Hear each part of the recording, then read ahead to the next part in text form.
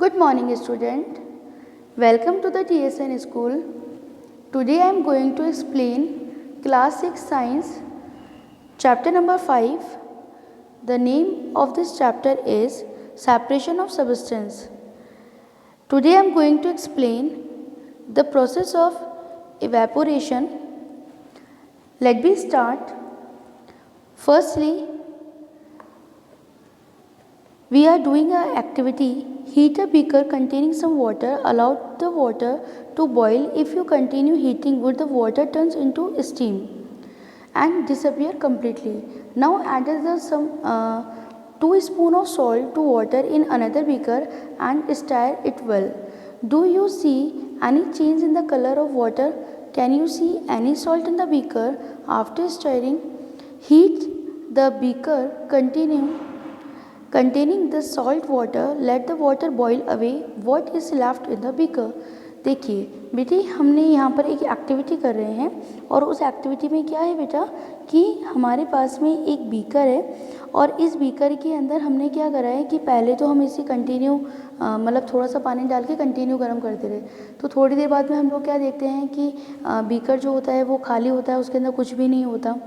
दूसरे के अंदर हमने क्या करा एक्टिविटी के अंदर कि हमने बीकर लिया है और इस बीकर में क्या करेंगे, हम थोड़ा सा 2 स्पून जो है वो सॉल्ट डाल देंगे और इसमें पानी डालेंगे और इसे अच्छी तरीके से मिला लेंगे। ठीक है। इसके बाद जब हम इसे गर्म करते हैं, इस तरीके से स्टैंड लगा हुआ रहता है ना, और जब हम इसे गर्म करते हैं बर्नर से तो कुछ देर तक गर्म करने के बाद हम क्या देखते हैं कि ये जो पूरा वाटर है ये तो गायब हो गया। तो ये कहाँ गया बेटा? ये तो भाप बन के उड़ गया। ठीक है। तो वाटर जो है वो तो वाटर वेपर में कन्वर्ट हो गया और अंदर की तरफ क्या रह गया बेटा? अंदर की तरफ रह गया सॉल्ट। क्या रह गया बेटा? सॉल्ट रह गया है। तो बीकर के अंदर नीचे की तरफ हमें क्या दिखाई देता है? हमें दिखाई देता है इसके बॉटम में salt. Okay. In this activity we use to process of evaporation to separate a mixture of water and salt. तो पानी और नमक के मिक्सचर को अलग करने के लिए जो प्रोसेस हम काम में लेते हैं वो होता है evaporation. The process of the conversion of water into its vapour is called the evaporation. The process of evaporation take place continuously wherever water is present. जहाँ पर भी पानी होता है वहाँ पर ये प्रोसेस हमेशा चलता रहता है। तो इस प्रोसेस के थ्रू कॉमन सॉल्ट को भी बनाया जाता है। जो खाने वाला नमक होता है ना बेटा, वाइट वाला, वो इसी प्रोसेस के थ्रू बनाया जाता है। तो उसके लिए क्या बताया इन्होंने, देखिए यहाँ पर नीचे इस पैराग्राफ में, where do you think salt comes from. आपको क्या लगता है बेटा नमक कहाँ से आता है? तो उसके लिए मैं आपको बता दूँ, देखिए आप यहाँ पर इस स्लाइड के अंदर आपको दिखाया है 5.12 पिक्चर जो आप देख रहे हैं उसमें क्या होता है बेटा कि समुद्र के पास में ही जो छोटे छोटे शैलो पिट्स हैं वो बना दिए जाते हैं और उसके अंदर जो पानी है समुद्र का वो सी वाटर जो होता है उसे इकट्ठा कर लिया जाता है। वो पानी जो सनलाइट है उसकी वजह से इवेपरेट होता रहता है और नीचे की तरफ क्या रह जाता है? नमक रह जाता है। तो when sea water is allowed to stand in shallow pits, water gets heated by sunlight and slowly turns into the water vapour through evaporation. In a few days the water evaporates completely living behind the solid state. तो कुछ दिनों बाद में जब हम लोग देखते हैं तो वो जो छोटे छोटे शैलो पिट्स होते हैं ना बेटे, उसमें क्या रह जाता है? नमक रह जाता है। Now use of more than one method. इसके अलावा और कहाँ पे आप ये प्रोसेस देखते हैं? देखो ना, हमारे घर के अंदर भी एक प्रोसेस होता है ये वाला इवेपोरेशन का और डेली होता है। कैसे होता है? देखो मम्मा कपड़े धोते हैं ना, तो फिर उसके बाद में क्या करते हैं, उन क्लोथ्स को ड्राई करने के लिए मम्मा जो है वो धूप में सुखा देते हैं। तो उन कपड़ों के अंदर जो पानी था वो कहाँ गया? वेरी गुड, बिल्कुल सही सोच रहे हैं आप।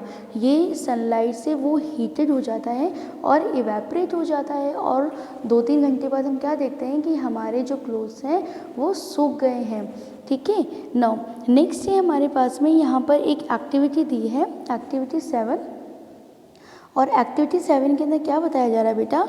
Take a mixture of sand and salt how will we separate this. हमारे पास में है ना एक, ये हमने स्टार्टिंग में फर्स्ट वीडियो के अंदर बात किया था कि अगर सैंड और सॉल्ट आपस के अंदर मिले हुए हों तो हम उन्हें कैसे अलग कर सकते हैं।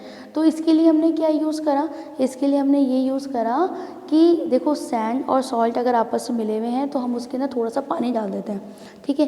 पानी डालने के बाद में हमने क्या करा, उसे अच्छे से मिला दिया। तो क्या होगा पता है आपको, जो उसके अंदर नमक था ना बेटा, वो तो पानी के साथ घुल जाएगा। ओके, अब हम क्या करें, हम उसे है ना गरम करते हैं। तो गरम करने के बाद में क्या करें, देखो now we need to separate salt and the water from the decanted liquid, transfer this liquid to a kettle and close the lid. अब हमें क्या करना है कि वो जो लिक्विड था ना उसको, मतलब सबसे पहले हमने इसमें क्या करा, पानी डाल दिया। पानी डालने के बाद हमने उसको अच्छे से हिला लिया। फिर हमने क्या करा, यूज़ करा डिकेंटेशन का वाला मेथड, है ना, डिकेंटेशन वाला मेथड। तो उसमें क्या करा, वो जो पानी था ना उसको हमने अलग कर लिया। तो वो पानी एक्चुअल में कौन सा वाला हो गया, सॉल्टी वाटर हो गया, यानी उसमें नमक मिला हुआ है। जो मिट्टी थी वो तो अलग ही रह गई, ओके, क्योंकि वो तो हैवियर कंपोनेंट था तो वो नीचे रह गया। और नमक वाला जो पानी है वो हमने एक केटल के अंदर ले लिया है। और हम क्या करेंगे, उसके लिड को बंद कर देंगे और अब हमने उसे गर्म करना शुरू किया। कब तक गर्म करेंगे, जब तक कि उसमें से स्टीम नहीं बनने लग जाती। ओके, नाउ अब हमें क्या करना है, एक मेटल की प्लेट लेनी है बेटा, है ना। इस तरह की एक मेटल की प्लेट ले लें और उसके ऊपर हम क्या रख दें, आइस रख लें। When the steam comes in contact with the metal plate cooled with ice, it condenses and forms liquid water. The water drops that you observed falling from the plate were due to condensation to steam. This process is conversion to water vapor into its liquid form is called a condensation, ठीक है। अब भाप का, अब क्या करेंगे हम, जैसे हम लोगों ने उसके ऊपर तो बंद कर दिया, उसके लिड को बंद कर दिया ना, केटल के लिड को, और उसमें स्टीम बनने लग गई। ये जो स्टीम है ये मेटल की प्लेट के ऊपर जा रही है ना। मेटल की प्लेट को पास में ले आएंगे हम और उसके पास में हम एक कोई भी बीकर रख लेंगे, है ना। या अगर हम घर पे कर रहे हैं तो हम क्या करेंगे, पास में हम कोई भी टेंसल्स जो है उसको रख लेंगे। अब हम क्या कर रहे हैं बेटा, वो जो भाप निकल रही है ना, उस भाप को हम मेटल की प्लेट पे लेते हैं, ठीक है। भाप तो कैसी है, गर्म है, लेकिन मेटल की प्लेट के ऊपर क्या पड़ा हुआ है बेटा, उसके ऊपर तो बर्फ़ रखी है, आइस रखी हुई है। तो उससे जैसे ही आइस के कांटेक्ट में आती है वो ठंडी होती है और वाटर ड्रॉपलेट्स में कन्वर्ट हो जाती है। और हमने जो भी टेंसेस रखा है या बीकर हमने रखा है उसके अंदर वो इकट्ठा होने लग जाती हैं। आया बेटा समझ में। तो ये वाटर का वाटर वेपर में कन्वर्ट होना तो प्रोसेस है इवेपोरेशन, ठीक है। और यदि हम वाटर वेपर को कन्वर्ट करते हैं वाटर ड्रॉपलेट्स के अंदर तो ये हमारा प्रोसेस है कंडेंसेशन का, ठीक है।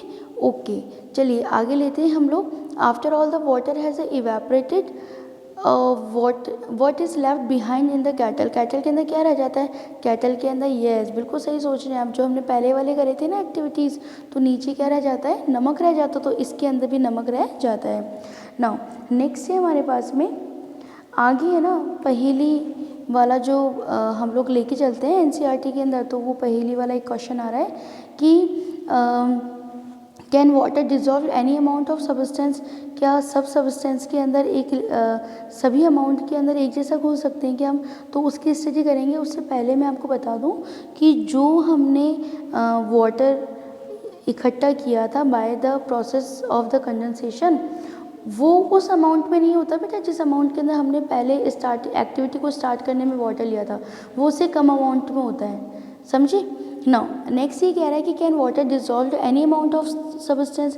क्या किसी भी तुलना में, मतलब किसी भी क्वांटिटी के अंदर हम पानी के अंदर सब्सटेंस को घोल सकते हैं क्या, हो सकता है ऐसा, नहीं ऐसा नहीं हो सकता। क्यों नहीं हो सकता, देखो इसको हम ऐसे ले सकते हैं कि हमने एक 1 ग्लास ऑफ वाटर लिया, ओके। इसमें है ना हम क्या करेंगे कि पहले हमने 1 स्पून सॉल्ट डाल दिया, उसको मिला लिया, फिर 2 स्पून डाला, फिर 3 स्पून डाला, फिर 4 स्पून डाला। अब क्या होगा, 5 और 6 स्पून हम डालोगे ना नमक की, तो वो है ना अब जो है वो मेल्ट नहीं होगा, उसके अंदर डिज़ोल्व नहीं होगा, ठीक है। अब वो डिज़ोल्व नहीं होगा, तो वो क्यों नहीं होगा, क्योंकि उसकी एक लिमिट है, इतने पानी के अंदर इतना ही सॉल्ट जो है वो मिल सकता था, ठीक है। अब उससे ज़्यादा जो है वो डिज़ोल्व नहीं होगा। दैट मीन्स कि no more salt can be dissolve in the amount of water we have taken. The solution is now set to be saturated. ये जो सोल्यूशन बन गया है जिसमें अब आगे और ज़्यादा हम सॉल्ट डिज़ोल्व नहीं कर सकते, इसको हम कहते हैं सैचुरेटेड सॉल्यूशन। नाउ नेक्स्ट है activity 9। Take some water in a beaker and mix salt in it until it cannot dissolve any more salt. This will give you a saturated solution of salt in water. Now add a small quantity of salt to this saturated solution and heat it. अच्छा, अब क्या कह रहे हैं कि अभी तक तो मैंने अभी आपको ये बताया कि जब 1 ग्लास ऑफ वाटर है उसकी एक लिमिट है ना। इसको अगर हम किसी 1 ग्लास से बड़े यूटेंसिल्स के अंदर कंप्लीट करेंगे तो उसकी लिमिट कुछ ज़्यादा हो जाएगी, ठीक है। लेकिन हम यहाँ पर एग्जांपल 1 ग्लास का ही लेके चल रहे हैं ताकि हम उस टॉपिक को अच्छे तरीके से समझ सकें। देखो अभी तक मैंने अभी बताया आपको कि 4 मैंने स्पून डाल दिया है नमक का, तो वो मिल गया था और आगे अगर मैं डालूँ तो नहीं मिलेगा। लेकिन यदि मैं उसे गर्म करूँ, अगर मैं उस पानी को गर्म करूँ तो मैं कुछ और अमाउंट के अंदर सॉल्ट उसके अंदर डिज़ोल्व कर सकती हूँ। क्यों? क्योंकि जैसे जब हम पानी को गर्म करेंगे ना तो उसके अंदर जो इंटरमॉलिक्यूलर स्पेस होता है ना बेटा, वो ज़्यादा क्रिएट हो जाता है, तो वो थोड़ा सा और कुछ अमाउंट के अंदर सॉल्ट जो है उसे अपने में डिज़ोल्व कर सकता है, ठीक है। नाउ नेक्स्ट है हमारे पास में लास्ट पार्ट है आज हमारे इस चैप्टर का। तो इसके अंदर ये बता रखा है कि take 2 glasses and pour half a cup of water in each of them. Add a teaspoon of salt to 1 glass and stir till the salt dissolves. Go on the adding salt 1 teaspoon at a time till the solution saturated. Record the number of the spoon of salt and the dissolve in the water. ये इसके अंदर ये कह रहा है कि saturated solution क्या होगा। सैचुरेटेड सॉल्यूशन वो सॉल्यूशन होता है जिसके अंदर उस लिक्विड की लिमिट है कि वो इससे ज़्यादा अब किसी पार्टिकल को और ज़्यादा डिज़ोल्व नहीं कर सकता। ओके, तो सैचुरेटेड सॉल्यूशन की अभी हम लोगों ने डेफिनेशन देखी थी। क्या डेफिनेशन थी बेटा? ये इम्पॉर्टेंट है, आप इसको हाईलाइट कर लीजिए कि no more salt can be dissolved in the amount of water we have taken. The solution is now set to the saturated solution. Okay, अब पीछे की तरफ भी आपके पास में डेफिनेशन दी हुई है कि a saturated solution is one in which no more of that substance can be dissolved. वो सॉल्यूशन जो कि अब और ज़्यादा सब्सटेंस को नहीं खो सकता, वो कहलाता है सैचुरेटेड सॉल्यूशन। तो आज हमारा ये चैप्टर कंप्लीट हुआ बेटा। We also learn that a solution is prepared by dissolving a substance in a liquid. A solution is said to be a saturated if it can not dissolve more of the substance in it. तो ये सभी topics जो हैं I hope कि आपको बहुत अच्छे तरीके से समझ में आए होंगे। If you have any problem then आप कमेंट बॉक्स में लिख दीजिए, आपको सॉल्यूशन जो है वो हम बाय वीडियो अवेलेबल करवाएंगे। ओके, एंड इस चैप्टर के नोट्स एंड क्वेश्चन आंसर जो है वो बाय PDF आपको ग्रुप में अवेलेबल करवा दिया जाएगा। थैंक यू वेरी मच बेटे।